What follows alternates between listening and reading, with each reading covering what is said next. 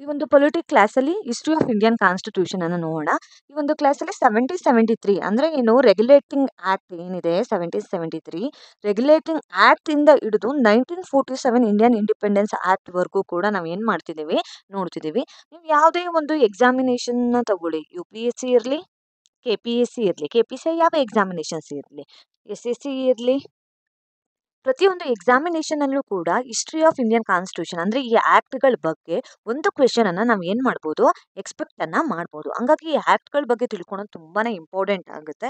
ಪ್ರತಿಯೊಂದು ಎಕ್ಸಾಮ್ ಅಲ್ಲೂ ಕೂಡ ಈ ಪ್ರೀವಿಯಸ್ ಇಯರ್ ಕ್ವೆಶನ್ ಪೇಪರ್ನ ಚೆಕ್ ಮಾಡಿದ್ರೆ ನಮ್ಗೆ ಗೊತ್ತಾಗುತ್ತೆ. ಪ್ರತಿಯೊಂದು ಎಕ್ಸಾಮ್ ಅಲ್ಲೂ ಕೂಡ ಈ ಆಕ್ಟ್ ಬಗ್ಗೆ ತಿಳ್ಕೊಳೋದು ಕ್ವೆಶನ್ಗಳು ಬಂದಿದೆ. ಹಂಗಾಗಿ ಈ ಆಕ್ಟ್ಗಳನ್ನ ತಿಳ್ಕೊಳೋದು ತುಂಬಾನೇ ಇಂಪಾರ್ಟೆಂಟ್. ಆಕ್ಟ್ಗಳು ಯೂಶಲಿ ಕನ್ಫ್ಯೂಷನ್ ಅನ್ನ ಕ್ರಿಯೇಟ್ ಮಾಡುತ್ತೆ. ಆ ಕನ್ಫ್ಯೂಷನ್ ಕ್ರಿಯೇಟ್ ಮಾಡಬಾರ್ದು ಅಂತ ಹೇಳಿದ್ರೆ ರಿವಿಷನ್ಗಳನ್ನ ಮಾಡಬೇಕು ಈ ಆಕ್ಟ್ಗಳನ್ನ. ಅವಾಗ ಮಾತ್ರ ನಾವು ಏನು ಮಾಡಕ್ ಸಾಧ್ಯ, ಒಂದು ಪರ್ಫೆಕ್ಟ್ ಆಗಿ ಕರೆಕ್ಟ್ ಆಗಿ ಎಕ್ಸಾಮಿನೇಷನ್ ಅಲ್ಲಿ ಆನ್ಸರ್ ಮಾಡೋದಕ್ಕೆ ಸಾಧ್ಯ ಆಗುತ್ತೆ. ಇವತ್ತಿನ ಕ್ಲಾಸಲ್ಲಿ ಯಾವೆಲ್ಲ ಆಕ್ಟ್ ಬಗ್ಗೆ ನಾವು ನೋಡ್ತಿದೀವಿ ಅಂದ್ರೆ 1773 ರೆಗ್ಯುಲೇಟಿಂಗ್ ಆಕ್ಟ್ ಇದು ಮೋಸ್ಟ್ ಇಂಪಾರ್ಟೆಂಟ್ ಆಕ್ಟ್. ಇದು ಫಸ್ಟ್ ಆಕ್ಟ್ ಆಗಿರೋದ್ರಿಂದ ನಾವು ನೋಡ್ಕೊಳ್ಳಬೇಕು. ಅದಾದ ತಕ್ಷಣ 1784 ಕ್ವಿಟ್ ಇಂಡಿಯಾ ಆಕ್ಟ್ ಆಗಿರ್ಬೋದು. ಅದಾದ್ಮೇಲೆ ಬಂದಂತ ಎವ್ರಿ 20 ಇಯರ್ಸ್ ಒಂದ್ಸರಿ ಏನ್ ಬಂದಿದೆ ಚಾರ್ಟರ್ ಆಕ್ಟ್ ಬರ್ತಾ ಹೋಗಿದೆ. 1793 1833 1853 ಚಾರ್ಟರ್ ಆಕ್ಟ್ಗಳ ಬಗ್ಗೆ. 1858 government of India act very important. ಆದ್ಮೇಲೆ 1861 1892 ಇಂಡಿಯನ್ ಕೌನ್ಸಿಲ್ ಆಕ್ಟ್ಗಳನ್ನು ನೋಡ್ತಿದ್ದೀವಿ. 1909 act is also called as Minto Morley ಅಥವಾ ಮಾರ್ಲೆ ಮಿಂಟೋ ರಿಫಾರ್ಮ್ಸ್ ಅಂತ ಕರಿತೀವಿ. ಆ ಆಕ್ಟ್ ಬಗ್ಗೆ ನೋಡ್ತಿದ್ದೀವಿ. 1990 ಮೋಂಟಿಗೋ ಚೆಮ್ಸ್ಫೋರ್ಡ್ ರಿಫಾರ್ಮ್ಸ್ ನ ನೋಡ್ತಿದ್ದೀವಿ. ವೆರಿ ಇಂಪಾರ್ಟೆಂಟ್ ಆಗಿ 1935 ಗವರ್ನಮೆಂಟ್ ಆಫ್ ಇಂಡಿಯಾ ಆಕ್ಟ್, ಲಾಸ್ಟಿಗೆ 1947 ಇಂಡಿಯನ್ ಇಂಡಿಪೆಂಡೆನ್ಸ್ ಆಕ್ಟ್. ಇಷ್ಟು ಆಕ್ಟ್ಗಳ ಬಗ್ಗೆ ಈ ಒಂದು ಕ್ಲಾಸ್ ಅಲ್ಲಿ ಕಂಪ್ಲೀಟ್ ಆಗಿ ನಾನು ಎಕ್ಸ್ಪ್ಲನೇಷನ್ ಮಾಡ್ತಿದ್ದೀನಿ.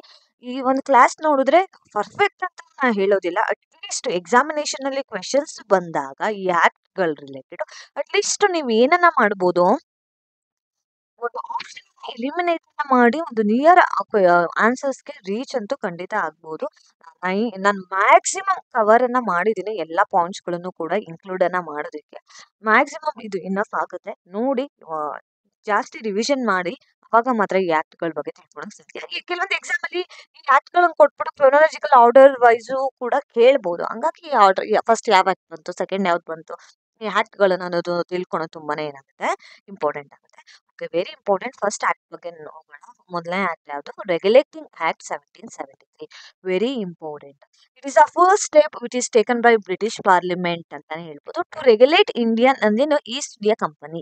ಇಂಡಿಯಾದಲ್ಲಿರುವ ಈಸ್ಟ್ ಇಂಡಿಯಾ ಕಂಪನಿಯ ಒಂದು ರೆಗ್ಯುಲೇಟ್ ಅನ್ನ ಮಾಡಕ್ಕೆ ಒಂದು ಬ್ರಿಟಿಷ್ ಪಾರ್ಲಿಮೆಂಟ್ ಒಂದು ರೆಗ್ಯುಲೇಟಿಂಗ್ ಆಕ್ಟ್ ಅನ್ನ ತಗೊಂಡ್ಬರ್ತಾರೆ. ಯಾಕೆ ತಗೊಂಡ್ಬರ್ತಾರೆ ಅಂತ ಹೇಳಿದ್ರೆ, ಈ ಈಸ್ಟ್ ಇಂಡಿಯಾ ಕಂಪನಿ ಇಂಡಿಯಾದಲ್ಲಿ ತುಂಬಾನೇ ಕರಪ್ಷನ್ ಅನ್ನ ಮಾಡ್ತಿರುತ್ತೆ. ಹಾಗಾಗಿ ಎಲ್ಲೋ ಒಂದ್ ಕಡೆ ಇವರನ್ನ ಕಂಟ್ರೋಲ್ ಅನ್ನ ಮಾಡೋದಕ್ಕೋಸ್ಕರ ಬ್ರಿಟಿಷ್ ಏನನ್ನ ಮಾಡ್ತಾರೆ, ಮೇನ್ ಆಗಿ ಈ ಒಂದು ಆಕ್ಟ್ ಅನ್ನ ಇಂಟ್ರೊಡ್ಯೂಸ್ ಅನ್ನ ಮಾಡ್ತಾರೆ. ಓಕೆ, ಅದಾದ್ಮೇಲೆ ಮೇಜರ್ ಆಗಿ 1765 ಅಲ್ಲಿ ಆದಂತ ಒಂದು misrule of East India company one of the reasons to create this act ಅಂತಾನೆ ಕರಿಬಹುದು. ಈ ಒಂದು ಇದರಲ್ಲಿ ಡ್ಯೂಯಲ್ ಗವರ್ನಮೆಂಟ್ ಫೇಲ್ಯೂರ್ ಆಗಿರುತ್ತೆ ಬೆಂಗಾಲ್, ಮತ್ತೆ ಕರಪ್ಷನ್ ಅವಾಗಲೇ ಹೇಳ್ದಂಗೆ ಕರಪ್ಷನ್. ಹಂಗಾಗಿ ಈ ಒಂದು ಆಕ್ಟ್ ಅನ್ನ ಏನ್ ಮಾಡ್ತಾರೆ, ಇಂಟ್ರೊಡ್ಯೂಸ್ ಅನ್ನ ಮಾಡ್ತಾರೆ. Let's see the some of the important features of regulating act 1773. ಆಯ್ತು, the point should be noted. The governor of Bengal become the governor general of Bengal. ಅಂದ್ರೆ ಏನೋ ಫಸ್ಟ್ ಗವರ್ನರ್ ಆಫ್ ಬೆಂಗಾಲ್ ಅಂತ ಇರ್ತಾರೆ.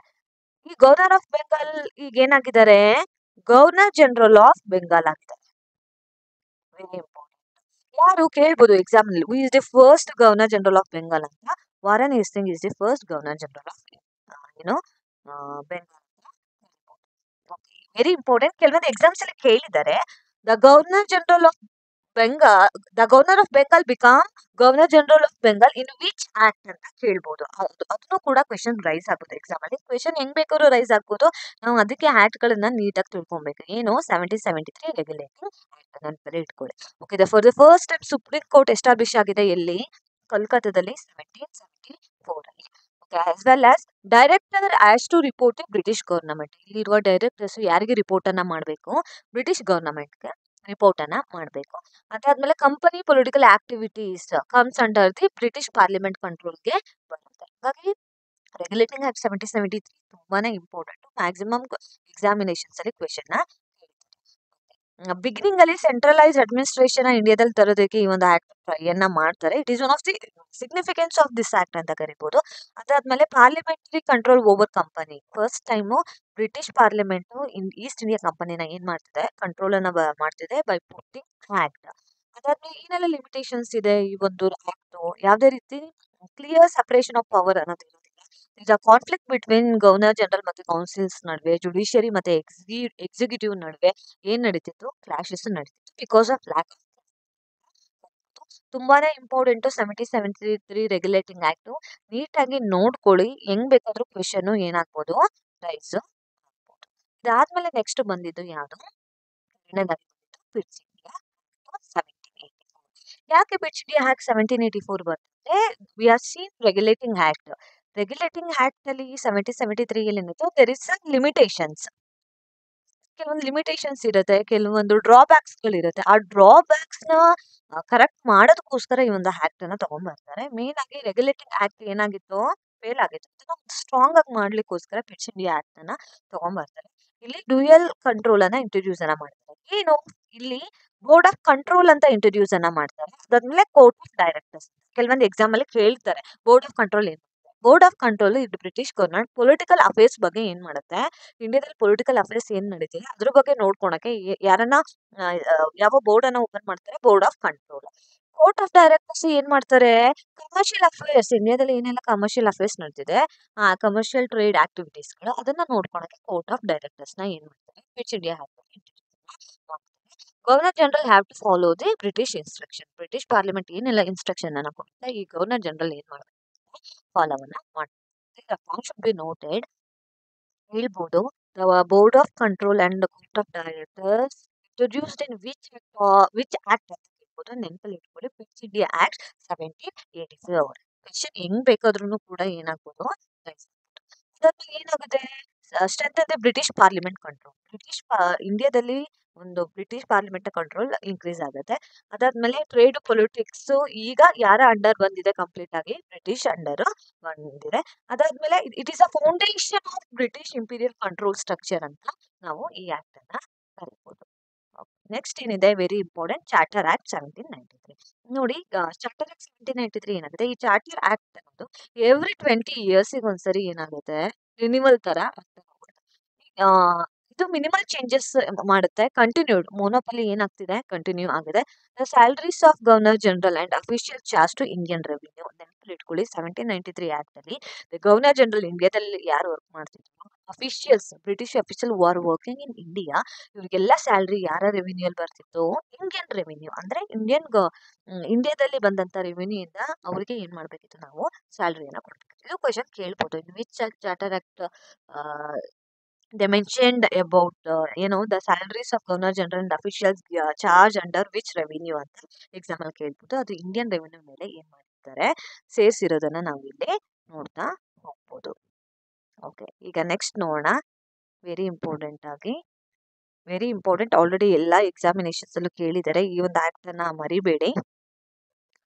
Charter act of 1813 very important. ಯಾಕೆಂದ್ರೆ ಇಲ್ಲಿ ended company trade ಮೊನೋಪಲಿ, ಇಲ್ಲಿ ಕಂಪನಿಯ trade ಮೊನೋಪಲಿ ಏನಾಗಿದೆ, ಎಂಡ್ ಆಗಿದೆ. ಬಟ್ ಎಕ್ಸೆಪ್ಟ್ ಎಲ್ಲಿ ಚೈನಾದಿಂದ ಅಲೋ ಮಾಡ್ತಿದ್ದಂತ, ನಾವು ಇಂಪೋರ್ಟ್ ಅನ್ನ ಮಾಡ್ತಿದ್ದಂತ ಟೀ ಬಿಟ್ಟು ಇನ್ನೆಲ್ಲವೂ ಕೂಡ ಮೊನೋಪಲಿ ಏನಾಗಿದೆ, ಎಂಡ್ ಆಗಿದೆ. ಅದಾದ್ಮೇಲೆ year the Christian missionaries to allow in India. Christian ಮಿಷನರೀಸ್ಗಳು ಇಂಡಿಯಾದಲ್ಲಿ ಬಂದ್ಬಿಟ್ಟು they can promote religion and education ಅನ್ನ ಪ್ರಮೋಟ್ ಮಾಡಕ್ಕೆ ಈ ಒಂದು ಆಕ್ಟ್ ಪರ್ಮಿಷನ್ ಅನ್ನ ಕೊಡುತ್ತೆ. ಈಗ Indian trade open to private ಟ್ರೇಡರ್ಸ್ಗೆ ಇಂಡಿಯನ್ ಟ್ರೇಡ್ ನ ಓಪನ್ ಅನ್ನ ಮಾಡಿದ್ದಾರೆ. Point should be noted. ಇದೊಂದು ಪಾಯಿಂಟ್ ನೆನಪಲ್ಲಿ ಇಟ್ಕೊಂಡ್ಲೇಬೇಕು, ಎಲ್ಲ ಎಕ್ಸಾಮಿನೇಷನ್ ಮ್ಯಾಕ್ಸಿಮಮ್ ಕೇಳಿದ್ದಾರೆ. For the first time 1 lakh for kept, ಈ ಒಂದು ಆಕ್ಟ್ 1 lakh rupees ನ for the purpose of education, ಇಂಡಿಯಾದಲ್ಲಿ ಎಜುಕೇಶನ್ ಡೆವಲಪ್ಮೆಂಟ್ ಅಂತ 1 lakh rupees ನ ಅಮೌಂಟ್ ಅನ್ನ ರಿಲೀಸ್ ಅನ್ನ ಮಾಡಿರೋದು. ದೆ ಕೆಪ್ಟ್ ಫಾರ್ ಎಜುಕೇಶನ್ ಅಂತಾನೆ ಹೇಳ್ಬೋದು. ಕೇಳ್ಬೋದು ಎಕ್ಸಾಮಿನೇಷನ್ಸ್ ಅಲ್ಲಿ, in which charter act they gave 1 lakh rupees for education ಅಂತ. ಅದು ಯಾವುದು, ಚಾರ್ಟರ್ ಆಕ್ಟ್ 1833. ನೆನಪಲ್ಲೇ ಇಟ್ಕೊಳ್ಳಿ. ಇನ್ನೊಂದು ಕ್ವೆಶನ್ ಕೂಡ ರೈಸ್ ಆಗ್ಬೋದು, in which act the Christian missionaries are allowed to promote religion and education ಅಂತ. ಅದು ಕೂಡ 1813 ಆಕ್ಟ್. Very important. ಅದಾದ್ಮೇಲೆ ಬಂದಿದ್ದು ಚಾರ್ಟರ್ ಆಕ್ಟ್ 1833. ಇದು ವೆರಿ ಇಂಪಾರ್ಟೆಂಟ್. ಯಾಕೆ ಅಂತ ಹೇಳಿದ್ರೆ ಚಾರ್ಟರ್ ಆಕ್ಟ್ 1833 ಅಲ್ಲಿ ಇಲ್ಲಿ ಏನಾಗಿತ್ತು, ಗವರ್ನರ್ ಆಫ್ ಬೆಂಗಾಲ್ ಇದ್ದವರು ಏನಾದ್ರು ಗವರ್ನರ್ ಜನರಲ್ ಆಫ್ ಬೆಂಗಾಲ್ ಆದ್ರು. ಈ ಗವರ್ನರ್ ಜನರಲ್ ಆಫ್ ಬೆಂಗಾಲ್ ಇದ್ದರು ಈಗ ಗವರ್ನರ್ ಜನರಲ್ ಆಫ್ ಇಂಡಿಯಾ ಆಗಿದ್ದಾರೆ. ಓಕೆ, ವೆರಿ ಇಂಪಾರ್ಟೆಂಟ್ ಆಗಿ ಕೇಳ್ಬೋದು. Who is the first governor general of Bengal? Warren Hasting. ನಾವು ಓದಿದ್ವಿ ಪ್ರೀವಿಯಸ್ ಆಕ್ಟ್ ಅಲ್ಲಿ. Governor general of India first ಯಾರು? Lord William Bentinck. ನೆನಪಲ್ಲಿ ಇಟ್ಕೊಳ್ಳಿ, ಇದು ಕೂಡ ಕ್ವೆಶನ್ ಎಕ್ಸಾಮ್ ಅಲ್ಲಿ ಕೇಳಿ. ಓಕೆ, ಕೇಳ್ಬೋದು ಏನಂತ, ಇನ್ which act the governor general of Bengal become the governor general of India ಅಂತ ಕೇಳ್ಬೋದು. ಯಾವ ಆಕ್ಟ್? 1833 ಆಕ್ಟ್. ಇದೇ ರೀತಿ ಕೇಳ್ಬೋದು ಇನ್ನೊಂದು ಕ್ವೆಶನ್ ಅನ್ನ, ಏನಂತ, who became the first governor general of India ಅಂತ. ಅದೇ ಯಾರು? Lord William. ಓಕೆ, ಅದಾದ್ಮೇಲೆ ಏನ್ ಮಾಡಿದ್ರು? Central legislative created. Central legislative create ಏನಾಗುತ್ತೆ, ಏನಕ್ಕೋಸ್ಕರ? Law making. ಇಂಡಿಯಾದಲ್ಲಿ ಒಂದು ಲಾ ಮೇಕಿಂಗ್ ಆಗೋಕ್ಕೋಸ್ಕರ ಒಂದು ಸೆಂಟ್ರಲ್ ಲೆಜಿಸ್ಲೇಷನ್ ಕ್ರಿಯೇಟ್ ಆಗುತ್ತೆ. ಇಲ್ಲಿ ಕಂಪನಿ ಕಮರ್ಷಿಯಲ್ ಮೊನೋಪಲಿ ಏನಾಗಿದೆ? ಎಂಡ್ ಆಗಿದೆ. ವೆರಿ ಇಂಪಾರ್ಟೆಂಟ್ ಆಗಿ ಈ ಆಕ್ಟ್ ಅಲ್ಲಿ ಲಾ ಬಿಕಮ್ ಆಕ್ಟ್. ಈಗ ಇಲ್ಲಿ ತನಕ ನಾವು ಲಾ ಅಂತ ಕರಿತಿದ್ವಿ, ಈಗ ಏನಾಗಿದೆ? ಲಾ ಆಕ್ಟ್ ಆಗಿ ಕನ್ವರ್ಟ್ ಆಗಿದೆ.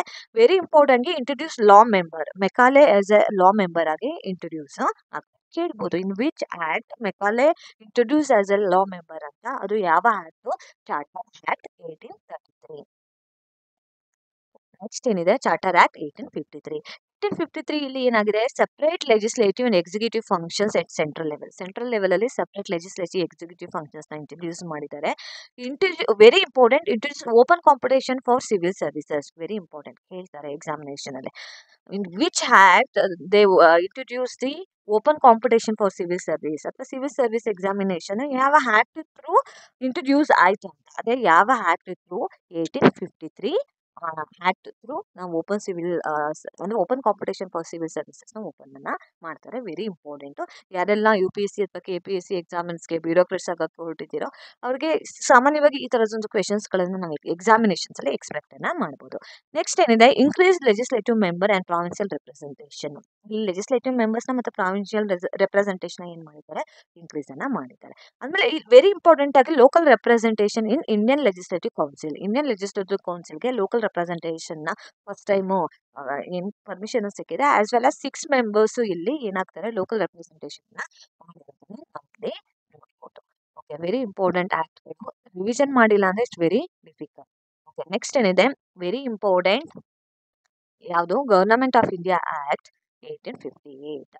ಯಾಕೆ ಈ ಆಕ್ಟ್ ತುಂಬಾನೇ ಇಂಪಾರ್ಟೆಂಟ್ ಅಂತ ಹೇಳ್ತೀನಿ ಅಂದ್ರೆ, 1857 ಏನಾಗ್ತದೆ, ಏನು ಯಾವ 1857 ರೂಲ್ ಇದೆ? It is also called as first war of independence, as well as it is also called as ಏನು, ವೆರಿ ಇಂಪಾರ್ಟೆಂಟ್ ಆಗಿ ಈ ಒಂದು ಆಕ್ಟ್ ತುಂಬಾನೇ ಇಂಪಾರ್ಟೆಂಟ್ ರೋಲ್ ಅನ್ನ ಪ್ಲೇ ಮಾಡುತ್ತೆ. ಈ ಒಂದು ರಿವೋಲ್ಟ್ ಅಲ್ಲಿ ಝಾನ್ಸಿ ರಾಣಿ ಲಕ್ಷ್ಮೀಬಾಯಿ ಆಗಿರ್ಬೋದು, ತಾತ್ಯಾ ಟೋಪಿ ಆಗಿರ್ಬೋದು, ತುಂಬಾ ಜನ ಹೋರಾಟವನ್ನ ಮಾಡಿರ್ತಾರೆ. ಅದಾದ್ಮೇಲೆ ಬಂದಂತಹ ಒಂದು 1858 ಒಂದು ಆಕ್ಟ್ ಅಂತಾನೆ ಕರಿಬಹುದು. ಈ ಒಂದು ವಾರ್ ಆದ್ಮೇಲೆ, ಹಾಗಾಗಿ ತುಂಬಾನೇ ಎಕ್ಸ್ಪೆಕ್ಟೇಷನ್ ಇಟ್ಕೊಂಡು ಬಂದಂತ ಒಂದು ಆಕ್ಟ್. ಈ ಆಕ್ಟ್ ತುಂಬಾನೇ ಇಂಪಾರ್ಟೆಂಟ್ ಆಗುತ್ತೆ. ಯಾಕೆ? ಈ ರಿವೋಲ್ಟ್ ನೋಡಿ, 1857 ರಿವೋಲ್ಟ್ ಆಗುತ್ತೆ, ಆ ಮಿಸ್ರೂಲ್ ಆಗಿರುತ್ತೆ ಕಂಪನಿದು. ಇದಕ್ಕೊಂದು ಸೊಲ್ಯೂಷನ್ ಕೊಡೋಕೋಸ್ಕರ ಈ ಒಂದು ಆಕ್ಟ್ ತಗೊಂಡ್ಬರ್ತಾರೆ. ಮತ್ತೆ ಇಲ್ಲಿ ಕಂಪನಿ ರೂಲ್ ಅಬಾಲಿಸ್ಟ್ ಆಗುತ್ತೆ. ಇಲ್ಲಿ ಪವರ್ ಟ್ರಾನ್ಸ್ಫರ್ ವೆರಿ ಇಂಪಾರ್ಟೆಂಟ್. ಈಗ ಎಲ್ಲ company, East India company rule ಏನಾಗಿದೆ? ಇಲ್ಲಿ ಎಂಡ್ ಆಗಿದೆ. ಇಲ್ಲಿ ಎಲ್ಲಾ ಒಂದು ಪವರ್ ಯಾರಿಗೆ ಹೋಗಿದೆ? ಬ್ರಿಟಿಷ್ ಕ್ರೌನ್ಗೆ ಹೋಗಿದೆ. Very important. ಕೇಳ್ಬೋದು, ಯಾವ ಆಕ್ಟ್ ಅಲ್ಲಿ ಬ್ರಿಟಿಷ್ ಕ್ರೌನ್ಗೆ ಪವರ್ ಟ್ರಾನ್ಸ್ಫರ್ ಆಯ್ತು ಅಂತ? 1858 ಆಕ್ಟ್. ಮತ್ತೆ ಇಲ್ಲಿ secretary of state for 15 members create. ಅಂದ್ರೆ ಇಲ್ಲಿ ಸೆಕ್ರೆಟರಿ ಆಫ್ ಸ್ಟೇಟ್ ಅಂತ ಹೇಳಿ 15 ಮೆಂಬರ್ಸ್ ಇಂಡಿಯಾದವರು ದೇ ಹೆಲ್ಪ್. ಯಾರಿಗೆ ಹೆಲ್ಪ್ ಮಾಡ್ತಾರೆ? ಸೆಕ್ರೆಟರಿ ಆಫ್ ಸ್ಟೇಟ್ಗೆ ಹೆಲ್ಪ್ ಮಾಡ್ತಾರೆ. Very important. Governor general become the viceroy of India. ಕೇಳ್ಬೋದು, we become the first viceroy. Lord Canning is the first viceroy. The point should be noted. Governor of Bengal ಇದ್ದವರು ಏನಾದ್ರು? Governor general of Bengal ಆದ್ರು. Governor general of Bengal ಯಾರು? Warren Hastings. ಅದಾದ್ಮೇಲೆ governor general of Bengal ಇದ್ದರು governor general of India ಆದ್ರು. ಯಾರು? William Bentinck. Governor. ಅದಾದ್ಮೇಲೆ governor general of India ಇದ್ದವರು ಏನಾಗ್ತಾರೆ? ವೈಸರಾಯಿ. ಯಾವ ಒಂದು ಆಕ್ಟ್ ಅಲ್ಲಿ? 1858. ಯಾರು ಫಸ್ಟ್ ವೈಸರಾಯಿ? ಇಷ್ಟು ಕೂಡ ಆರ್ಡರ್ ವೈಸ್ ನೆನ್ಪಿಟ್ಕೊಳ್ಳಿ. ತುಂಬಾ ಎಕ್ಸಾಮಿನೇಷನ್ಸ್ ಅಲ್ಲಿ ಏನ್ ಮಾಡಿದ್ದಾರೆ? ಕ್ವೆಶನ್ಸ್ ಅನ್ನ ಹೇಳಿದ್ದಾರೆ. ಓಕೆ. ಏನು what is the important significance of 1858 revolt act ಅಂತ ಹೇಳಿದ್ರೆ, ಒಂದು ಇದು direct British rule in India. First ಇಲ್ಲಿ ಈಸ್ಟ್ ಇಂಡಿಯಾ ಕಂಪನಿಯ ಒಂದು ರೂಲ್ ಎಂಡ್ ಆಗಿ ಡೈರೆಕ್ಟ್ ಬ್ರಿಟಿಷ್ ಕಂಟ್ರೋಲ್ ಸಿಕ್ಕಿದೆ. ಮತ್ತೆ ಇಂಡಿಯನ್ ಅಡ್ಮಿನಿಸ್ಟ್ರೇಷನ್ ಏನಾಗಿದೆ, ಸೆಂಟ್ರಲೈಸ್ಡ್ ಆಗಿದೆ. ಮತ್ತೆ ಎಂಡ್ ಡ್ಯುಯಲ್ ರೂಲ್ ಅಂದ್ರೆ ಟ್ರೇಡ್ ಆಫ್ ಪೊಲಿಟಿಕ್ಸ್ ಅಂದ್ರೆ ಏನೋ ಕೋರ್ಟ್ ಆಫ್ ಡೈರೆಕ್ಟರ್ಸ್ ಅಂತ ಏನಿದ್ರು ಅವ್ರನ್ನ ಏನ್ ಮಾಡಿದೀವಿ ಈಗ, ಡ್ಯುಯಲ್ ರೂಲ್ ನ ಎಂಡ್ ಅನ್ನ ಮಾಡಿದ್ವಿ. ಓಕೆ, ನೆಕ್ಸ್ಟ್ ಏನಿದೆ, ಇಂಡಿಯನ್ ಕೌನ್ಸಿಲ್ ಆಕ್ಟ್ 1861.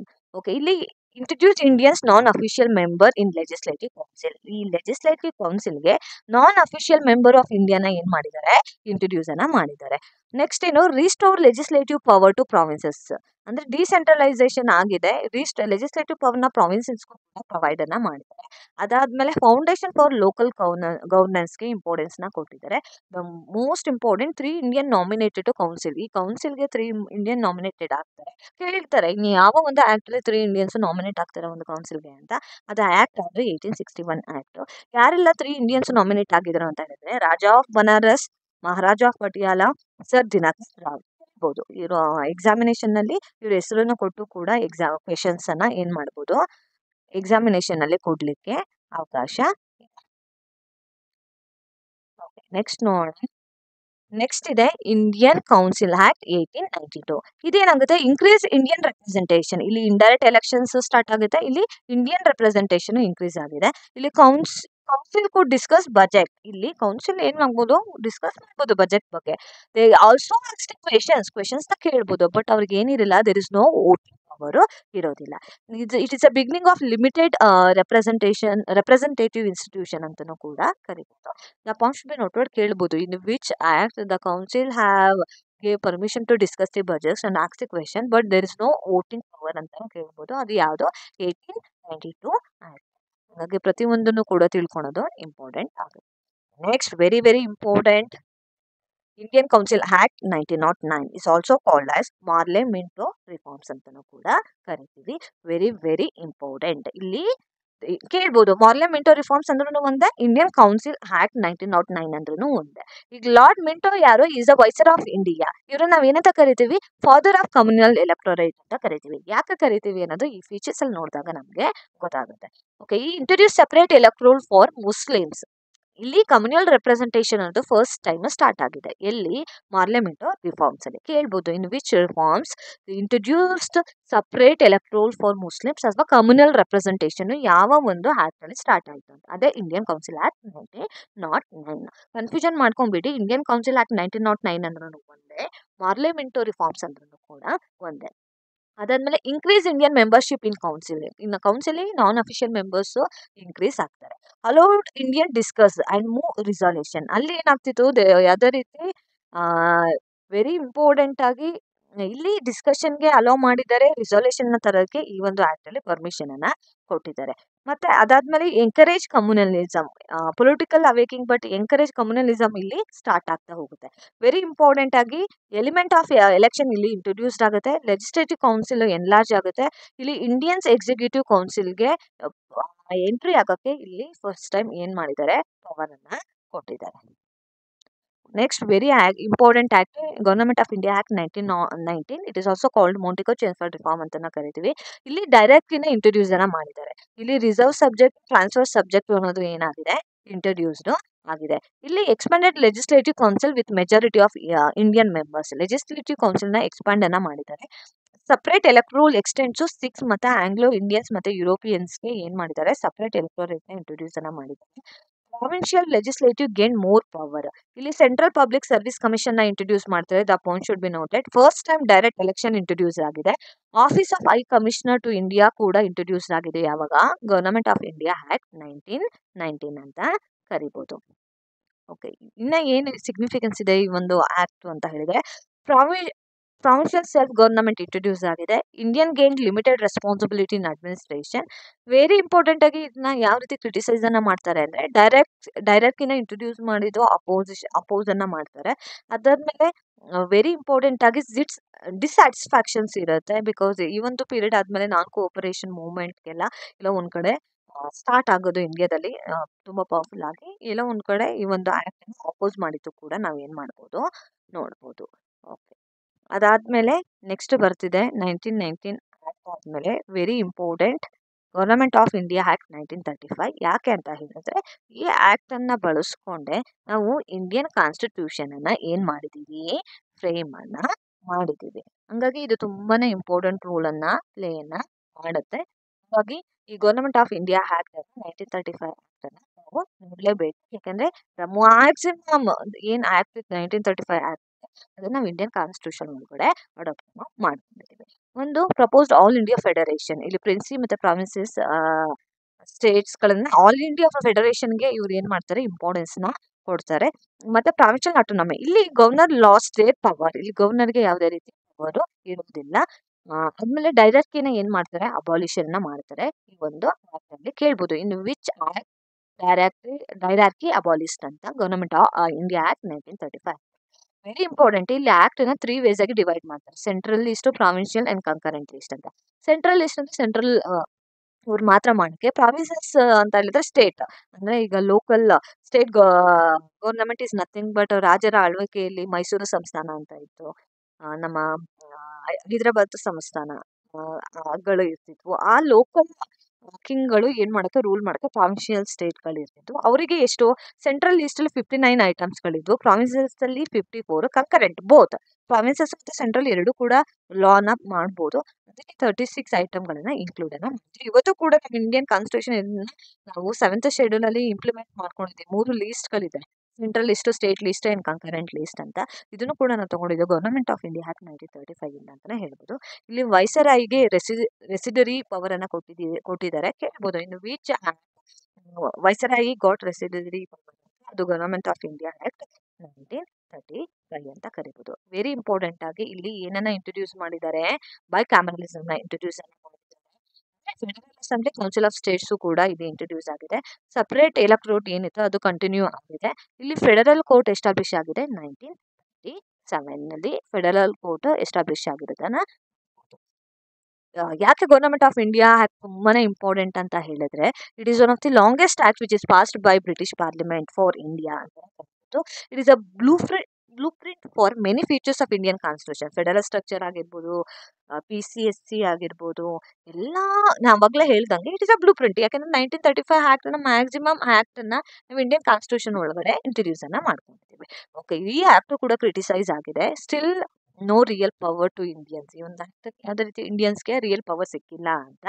ಇಲ್ಲ ಒಂದ್ ಕಡೆ British retain defence and foreign affairs ನ ಮಾಡೋಕ್ಕೋಸ್ಕರ, ಇಲ್ಲ ಒಂದ್ ಕಡೆ ಈ ಎಲ್ಲ ಐಟಮ್ಗಳು, ಈ ಒಂದು ಥಿಂಗ್ಸ್ಗಳು ಏನಾಯ್ತು ಕ್ರಿಟಿಸೈಸ್ ಆಗಿರೋದನ್ನ ನಾವಿಲ್ಲಿ ನೋಡ್ಬೋದು. ಓಕೆ, ಈಗ ನೆಕ್ಸ್ಟ್ ನೋಡೋಣ. ನೆಕ್ಸ್ಟ್ ಆಕ್ಟ್ ಇದೆ, last act, Indian independence act. Very important. After independence ಅಂದ್ರೆ ಇಂಡಿಯನ್ ಇಂಡಿಪೆಂಡೆನ್ಸ್ ಆಕ್ಟ್ ಒಳಗಡೆ ಏನಿದೆ, ಇದು partition of India and Pakistan ಆಗುತ್ತೆ. ಈ act through India and Pakistan ಅಂತ ಏನಾಗುತ್ತೆ, ಪಾರ್ಟಿಷನ್ ಆಗುತ್ತೆ. ಅದಾದ್ಮೇಲೆ ಎಂಡ್ ಆಫ್ ಬ್ರಿಟಿಷ್ ರೂಲ್. ಇಲ್ಲಿ constituent assembly given power to frame constitution.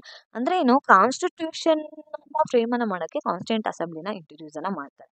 ಅದಾದ್ಮೇಲೆ governor general of India and Pakistan appoint, ಅಂದ್ರೆ ಏನು, ಗವರ್ನರ್ ಜನರಲ್ ಇಂಡಿಯಾಕ್ ಸಪರೇಟ್, ಪಾಕಿಸ್ತಾನಕ್ಕೆ ಸಪರೇಟ್ ಆಗಿ ಏನ್ ಮಾಡ್ತಾರೆ, ಅಪಾಯಿಂಟ್ ಅನ್ನ ಮಾಡ್ತಾರೆ. ಅದಾದ್ಮೇಲೆ India become the independence on 15th August 1947. ನೋಡಿ, ಈ ಆಕ್ಟ್ಗಳು ತುಂಬಾನೇ ಇಂಪಾರ್ಟೆಂಟ್. ಒನ್ಸ್ ಅಗೇನ್ ನಾವು ರಿವಿಷನ್ ಮಾಡ್ಕೊಳ್ಳೋಣ, ಯಾಕೆಂದ್ರೆ ಪ್ರತಿಯೊಂದು ಕೂಡ ಎಕ್ಸಾಮಿನೇಷನ್ ಅಲ್ಲಿ ಕೇಳ್ತಾರೆ. ಕ್ವಿಕ್ ರಿವಿಷನ್, ಕೀ ಮೈಲ್ಸ್ಟೋನ್ಸ್ ಬಗ್ಗೆ ನೋಡ್ಕೊಳ್ಳೋಣ. 1773 ಆಕ್ಟ್ ಯಾವುದು, ರೆಗ್ಯುಲೇಟಿಂಗ್ ಆಕ್ಟ್. ಇದರಲ್ಲಿ ಫಸ್ಟ್ ರೆಗ್ಯುಲೇಷನ್ ಸ್ಟಾರ್ಟ್ ಆಗುತ್ತೆ, ಸೆಂಟ್ರಲೈಸೇಷನ್ ಸ್ಟಾರ್ಟ್ ಆಗುತ್ತೆ. ಇಲ್ಲಿ East India company is control by British. ಅದಾದ್ಮೇಲೆ 1858 ಅಲ್ಲಿ crown rule began, end of the began. ಇಲ್ಲಿ ಏನಿದೆ, East India company complete end ಆಗಿ ಇಲ್ಲಿ ಬ್ರಿಟಿಷ್ ಕ್ರೌನ್ ಇಂಡಿಯಾದಲ್ಲಿ ರೂಲ್ ಮಾಡೋದಕ್ಕೆ ಸ್ಟಾರ್ಟ್ ಆಗಿದೆ. 1909 ಮಿಂಟೋ ಮೊರ್ಲಾ ಆಕ್ಟ್ ಅಂತ ಕರೀತೀವಿ. Separate electoral for communalism. ಅದು 1919 ಅಲ್ಲಿ ಡೈರೆಕ್ಟ್ಲಿ ಏನಾಗಿದೆ, ಪ್ರಾವಿನ್ಸಸ್ ಅಲ್ಲಿ ಇಂಟ್ರೊಡ್ಯೂಸ್ಡ್ ಆಗಿದೆ. 1935 ಅಲ್ಲಿ provincial autonomy and federation start ಆಗಿದೆ. 1947 ಅಲ್ಲಿ independence and partition of India. Quick revision ಆಗಿದೆ. ನೀವು ಇದನ್ನ ಮೆಮರೈಸ್ ಮಾಡಿಲ್ಲ ಅಂದ್ರೆ ತುಂಬಾನೇ ಕಷ್ಟ ಆಗುತ್ತೆ. ನೋಡೋಣ. First central act 1773 which is called as regulating act. Regulating act ಅನ್ನು ನಾವು ಫಸ್ಟ್ ಸೆಂಟ್ರಲ್ ಆಕ್ಟ್ ಅಂತ ಕರೀತೀವಿ. ಓಕೆ, ಇನ್ನು ವಿಚ್ ಆಕ್ಟ್ ಇಂಟ್ರೊಡ್ಯೂಸ್ ದಿ ಡೈರಾರ್ಕಿನ ಇಂಟ್ರೊಡ್ಯೂಸ್ ಮಾಡಿದ್ದು 1919 ಆಕ್ಟ್ ಅಲ್ಲಿ. ಸಪರೇಟ್ ಎಲೆಕ್ಟ್ರೋಲ್ ಯಾವ್ದ್ರಲ್ಲಿ, 1909 ಆಕ್ಟ್. ಪ್ರಾವಿನ್ಷಿಯಲ್ ಆಟೋನಮಿ ಯಾವ್ದ್ರಲ್ಲಿ ಬಂತು 1935 ಆಕ್ಟ್ ಅಲ್ಲಿ. ಪಾರ್ಟಿಷನ್ ಆಫ್ ಇಂಡಿಯಾ ಆಗಿದ್ದು ಯಾವ ಆಕ್ಟ್ ಅಲ್ಲಿ 1947. ಇದ್ರಲ್ಲೂ ಕೂಡ ಎಕ್ಸಾಮಿನೇಷನ್ಸ್ ಅಲ್ಲಿ ಏನ್ ಮಾಡ್ಬೋದು, ಕ್ವೆಶನ್ಸ್ ಕೇಳ್ಬೋದು. ಹಂಗಾಗಿ ನೋಟ್ ಮಾಡ್ಕೊಳ್ಳಿ. ಈ ಒಂದು ಕ್ಲಾಸ್ ಅಲ್ಲಿ ಪ್ರತಿಯೊಂದನ್ನು ಆಕ್ಟ್ ಅನ್ನು ಕೂಡ ನಾನು ಏನ್ ಮಾಡಿದ್ದೀನಿ, ಎಕ್ಸ್ಪ್ಲೈನ್ ಮಾಡಿದ್ದೀನಿ. ನೀವು ಒಂದ್ ರೌಂಡ್ ಎಕ್ಸಾಮಿನೇಷನ್ ಹೋಗೋಕೆ ಮುಂಚೆ ಇದನ್ನ ಕ್ವಿಕ್ ರಿವಿಷನ್ ಮಾಡ್ಕೊಂಡು ಹೋದ್ರು ಕೂಡ ಆನ್ಸರ್ಸ್ ಅನ್ನ ಮಾಡ್ಬೋದು. 1773 ರೆಗ್ಯುಲೇಟಿಂಗ್ ಆಕ್ಟ್ ಏನಿದೆ, ಇಲ್ಲಿಂದ ಹಿಡಿದು ಪಾರ್ಟಿಷನ್ ಆಫ್ ಇಂಡಿಯಾ ಹಾಗೂ 1947 ಇಂಡಿಯನ್ ಇಂಡಿಪೆಂಡೆನ್ಸ್ ಆಕ್ಟ್ ವರೆಗೂ ಕೂಡ ಎಕ್ಸ್ಪ್ಲೈನ್ ಮಾಡಿದ್ದೀನಿ. ಇದನ್ನ ಒಂದು ರೌಂಡ್ ನೋಡ್ಕೊಳ್ಳಿ. ಈ ಆಕ್ಟ್ಗಳು ನೆನಪಲ್ಲಿ ಉಳಿಬೇಕಂದ್ರೆ ತುಂಬಾನೇ ಪ್ರಾಕ್ಟೀಸ್ ಮಾಡಬೇಕು. ಪ್ರಾಕ್ಟೀಸ್ ಮಾಡಿದ್ರೆ ಮಾತ್ರ ನೆನಪಲ್ಲಿ ಉಳಿಯುತ್ತೆ. ಇಲ್ಲಾಂದ್ರೆ ಎಕ್ಸಾಮಿನೇಷನ್ ಅಟೆಂಡ್ ಮಾಡೋದಕ್ಕೆ ಕಷ್ಟ ಆಗುತ್ತೆ. ಇದು ಒಂದು ಪಕ್ಕಾ ಕ್ವಶನ್ ಯಾವುದೇ ಎಕ್ಸಾಮ್ಗೆ ಹೋದ್ರು. ಹಂಗಾಗಿ ದಿನಕ್ಕೊಂದೊಂದು ಏನ್ ಮಾಡ್ತಾ ಹೋಗಿ ನೀಟಾಗಿ ಈ ಒಂದು ಆಕ್ಟ್ ಅನ್ನ ಮೆಮೊರೈಸ್ ಮಾಡಿ ಖಂಡಿತ ನೀವು ಎಕ್ಸಾಮ್ ಅಲ್ಲಿ ಮಾಡ್ಬೋದು. ಎಲ್ಲ ಮಾಡಕ್ ಆಗ್ಲಿಲ್ಲ ಅಂದ್ರೆ ಅಟ್ಲೀಸ್ಟ್ ಇದನ್ನ ನೋಟ್ ಮಾಡ್ಕೊಂಡು, ಯಾಕಂದ್ರೆ ಇಂಪಾರ್ಟೆಂಟ್ ಹೇಳ್ತಿದ್ದೀನಿ, ಇಷ್ಟಾದ್ರೂ ನೋಡ್ಕೊಂಡು ಹೋಗ್ಲೇಬೇಕು. ಅಟ್ಲೀಸ್ಟ್ ಸ್ಮಾರ್ಟ್ ವರ್ಕ್ ಅನ್ನ ಮಾಡ್ಕೊಂಡು ಹೋದ್ರೆ ಇದೊಂದು ಆಕ್ಟ್ ನೋಡ್ಕೊಳ್ಳಿ, ರೆಗ್ಯುಲೇಟಿಂಗ್ ಆಕ್ಟ್ 1773. ಇನ್ನೊಂದು ಪಿಚ್ ಇಂಡಿಯಾ ಆಕ್ಟ್. ಅದಾದ್ಮೇಲೆ ಮೂರನೇದು 1858 ಆಕ್ಟ್. ಅದಾದ್ಮೇಲೆ 1858 ಆದ್ಮೇಲೆ ಇದು ನಾಲ್ಕನೇದು 1909 ಆಕ್ಟ್. ಐದನೇದು 1935 ಆಕ್ಟ್. ಯಾರ ಆಕ್ಟ್ ಹತ್ರ ಅಟ್ಲೀಸ್ಟ್ ನೀವು ಓದ್ಕೊಂಡು ಹೋಗ್ಲೇಬೇಕು ಮಿನಿಮಮ್. ಇದ್ರಲ್ಲಿ ಇನ್ನ ಶಾರ್ಟ್ ಮಾಡ್ಬೇಕಂದ್ರೆ regulating act, Minto Morley, Montagu Chelmsford, government of India. ಈ ನಾಲ್ಕಂತೂ ಮಿನಿಮಮ್ ಓದ್ಲೇಬೇಕು. ಈ 4ರಿಂದ ಮ್ಯಾಕ್ಸಿಮಮ್ ಕ್ವೆಶನ್ಸ್ ಎಕ್ಸಾಮಿನೇಷನ್ ಅಲ್ಲಿ ಆಲ್ರೆಡಿ ಕೇಳಿದ್ದಾರೆ. ಹಾಗಾಗಿ ಈ ಆಕ್ಟ್ ಗಳನ್ನ ಅಟ್ಲೀಸ್ಟ್ ಈ 4 ಆಕ್ಟ್ ಆದ್ರೂ ಮೆಮೊರೈಸ್ ಅನ್ನ ಮಾಡ್ಕೊಂಡು ಹೋಗಿ ಬಿಫೋರ್ ಎಕ್ಸಾಮಿನೇಷನ್ ಹೋಗೋ ಮುಂಚೆ. ಈ ಒಂದು ಪೊಲಿಟಿಕ್ಸ್ ಕ್ಲಾಸ್ನ ಆಲ್ರೆಡಿ ಸ್ಟಾರ್ಟ್ ಮಾಡಿದ್ದೀನಿ. ಎಂಡ್ ಆಫ್ ದಿ ಡೇ ಇಷ್ಟು ಸ್ಟೂಡೆಂಟ್ಸ್ಗೆ ರೀಚ್ ಆದರೆ ಮಾತ್ರ ನನ್ನ ಎಫರ್ಟ್ಗೆ ಒಂದು ರಿವಾರ್ಡ್ ಅಂತ ಸಿಗುತ್ತೆ. ಹಾಗಾಗಿ ಆದಷ್ಟು ಶೇರ್ ಮಾಡಿ ಈ ಕ್ಲಾಸಸ್ಗಳನ್ನು ಎಂಡ್ ಆಫ್ ದಿ ಪರ್ಸನ್ಗೆ ರೀಚ್ ಆದರೆ ಖಂಡಿತ ಇದೊಂದು ತುಂಬಾ ಹೆಲ್ಪ್ಫುಲ್ ಆಗುತ್ತೆ. ಒಂದು ಎಫರ್ಟನ್ನು ಹಾಕಿ ಒಂದು ಕ್ಲಾಸನ್ನು ಮಾಡ್ತಿದ್ದೀನಿ. ಆದಷ್ಟು ಶೇರ್ ಮಾಡಿ ನಿಮ್ಮ ಫ್ರೆಂಡ್ಸ್ಗಳಿಗೆ, ಯಾರೆಲ್ಲ ಕಾಂಪಿಟೇಟಿವ್ ಎಕ್ಸಾಮಿನೇಷನ್ಸ್ನ ತೊಗೊಂಡಿದ್ದಾರೆ.